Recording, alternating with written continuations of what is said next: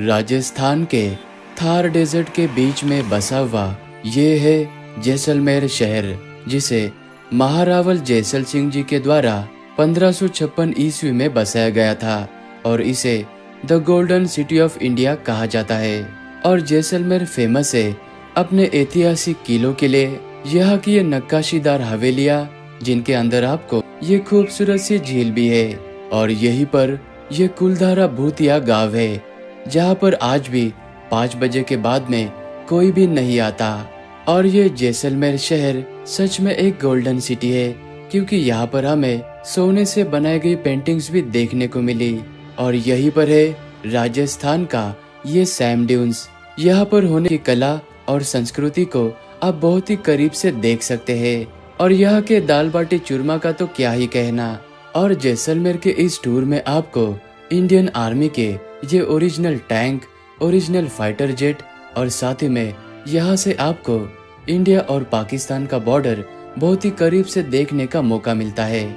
जैसलमेर में पहुँचते ही बिना टाइम वेस्ट किए हम आराम करने के बाद हमने जैसलमेर को घूमने की शुरुआत इस सोनार किले से की। जी हाँ, जैसलमेर किले को सोनार किला भी कहा जाता था, जो कि एक यूनेस्को वर्ल्ड हेरिटेज साइट है। मेरू पर्वत के ऊपर बसे हुए इस किले का निर्माण 12 जुलाई 1156 में भाटी नरेश महारावल जैसल सिंह जी ने करवाया था। और राजस्थान का ये दूसरा सबसे पुराना किला है और इसे येलो सैंडस्टोन यानी कि पीले बलुआ पत्थर का प्रयोग करके इंटरलॉकिंग सिस्टम के तहत बनाया गया है। और आज भी इस किले में 3000 लोग रहते हैं। प्राचीन रेशम मार्ग यानी कि सिल्क रूट पर स्थित यह जैसलमेर किला भारत के साथ ही में मध्य एशिया, फारस, अरब देशों के बीच में एक व्यापार का केंद्र था।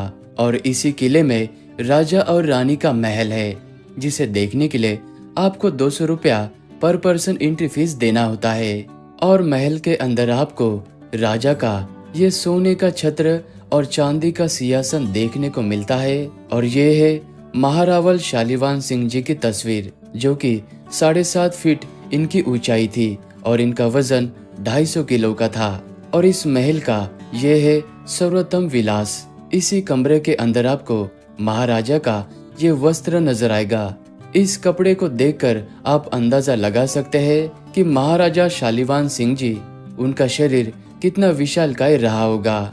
और इस महल के छत के ऊपर से आपको ये दिशा दर्शक और समय बताने वाले यंत्रों के साथ ही में इन्हीं कक्षों के अंदर रानियां, महारानियां और पटरानियां रहा करती थी। और मैं आपको एक बात बता दूं, इस किले को देखने के लिए आप यहाँ पर गाइड जरूर हायर करना, क्योंकि बिना गाइड के यहाँ पर आपको चीजों को समझने में थोड़ी सी कठिनाई आ सकती है। इस रेगिस्तान के तपती धूप में आंखों को सुकून देने वाली ये है गड़ीसर झील, जो कि एक मानव निर्मित झील है। पानी के पूर्ति के लिए इस झील को महारावल गढ़सी सिंह जी ने 14वीं शताब्दी में बनवाया था। और इस झील के किनारे बने हुए ये कई सारे मंदिर इस झील के खूबसूरती में 4 चांद लगा देते हैं। और जैसलमेर के राजा ने इस झील के किनारे पर कई सारे धर्मशाला बनाए थे। जो सिल्क रूट के व्यापारी थे वो यहाँ पर रुका करते थे, और साथ ही में राजा उनको एक जगह से दूसरा जगह जाने के लिए अपने ऊंट भी दिया करते थे। और साथ ही में उन व्यापारी को कोई लूट ना सके, इसीलिए उनके साथ अपने सैनिक भी दिया करते थे।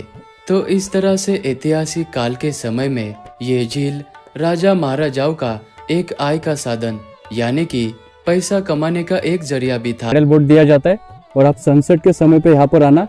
तो कुछ इस तरह से हमने जैसलमेर में हमारे पहले दिन की एंडिंग लेक में बोटिंग करते हुए और यहाँ का खूबसूरत सनसेट एंजॉय करते हुए की। पास में मिल जाएगा और ये बहुत ही टेस्टी होता है। इस खूबसूरत जगह को बड़ा बाग कहते हैं, जो कि प्रसिद्ध है अपने ऐतिहासिक छतरियों के लिए। जैसलमेर से 6 किलोमीटर के दूरी पर स्थित ये जगह भाटी राजवंश के शासकों को समर्पित है।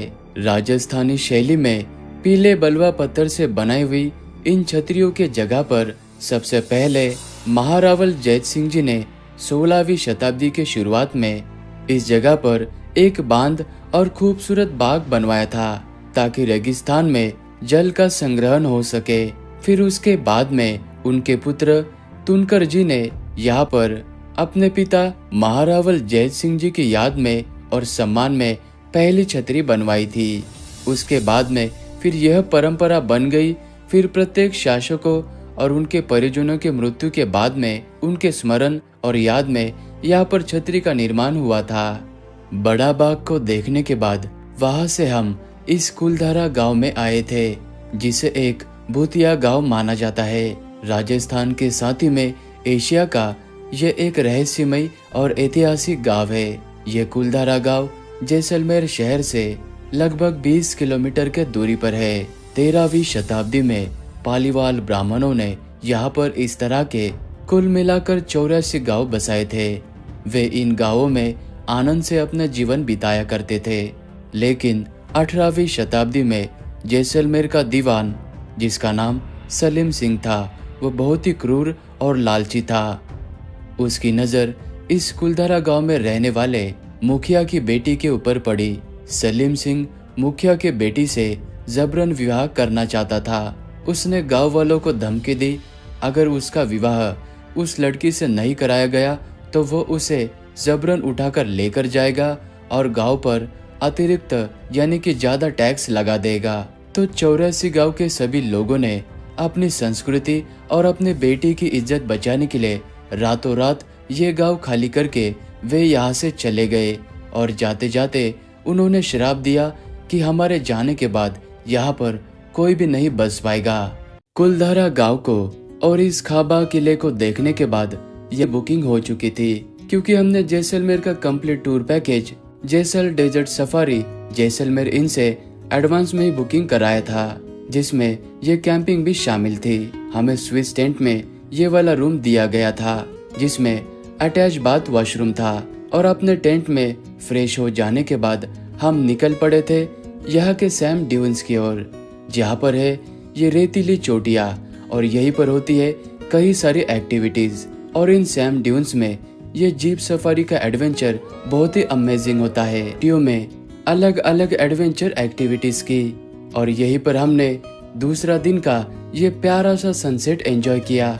और सैम ड्यून से वापस कैंपिंग साइट पर आने पर आपका कुछ इस तरह से स्वागत किया जाता है और शाम के समय में चाय के ब्रेक में आपको इस तरह का स्नैक्स दिया जाता है। और यहीं पर समय हो जाता है यहाँ के कल्चरल प्रोग्राम का, जिसमें आपको जैसलमेर यानी कि राजस्थान के कला, नृत्य और संगीत को बहुत ही करीब से देखने का मौका मिलता है।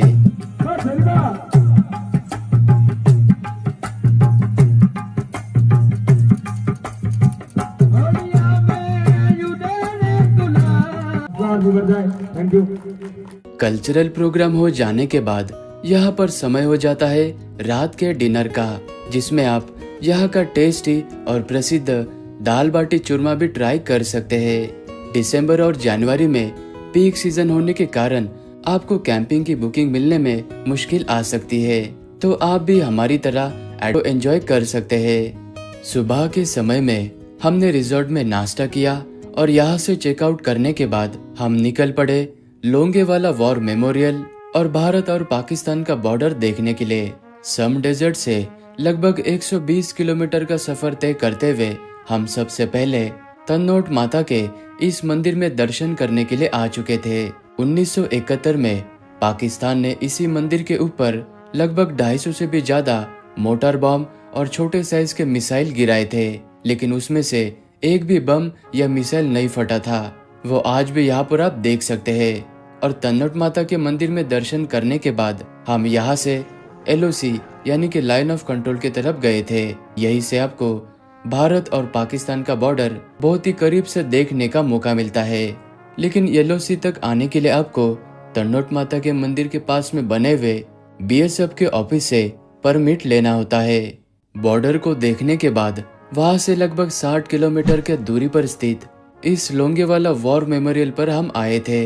1971 में भारत और पाकिस्तान के युद्ध के दौरान 4 से 5 दिसंबर की रात को इसी लोंगेवाला चौकी पर युद्ध लड़ा गया था। पाकिस्तान की तरफ से लगभग 3000 से भी ज्यादा बड़ी टुकड़ी ने भारत पर हमला कर दिया था और अपने भारत के मात्र 120 सैनिकों ने उन सभी को पूरी रात भर रोक के रखा। फिर अगले दिन की सुबह वायुसेना के द्वारा इन हंटर जेट के जरिए भारत ने युद्ध जीत लिया था। बॉर्डर पर स्थित सभी जगहों को देखने के बाद हम वापस से शाम के समय में जैसलमेर शहर में आ चुके थे और अगला दिन होते ही हम निकल पड़े थे पटवाओं के इन हवेलियों को देखने के लिए।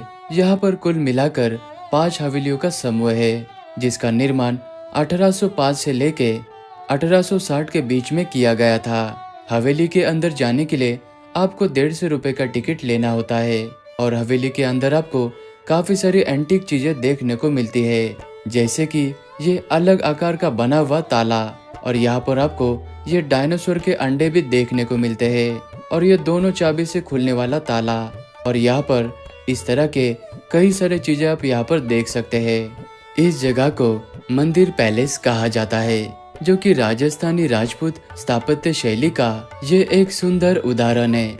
जैसलमेर के भाटी राजाओं का ये कभी शाही महल हुआ करता था, लेकिन अभी इस महल को आने वाले टूरिस्ट के लिए हेरिटेज होटल का रूप दे दिया गया है। इस महल के अंदर बने हुए म्यूजियम को देखने के लिए आपको 100 से 150 रुपया एंट्री फीस देना होता है।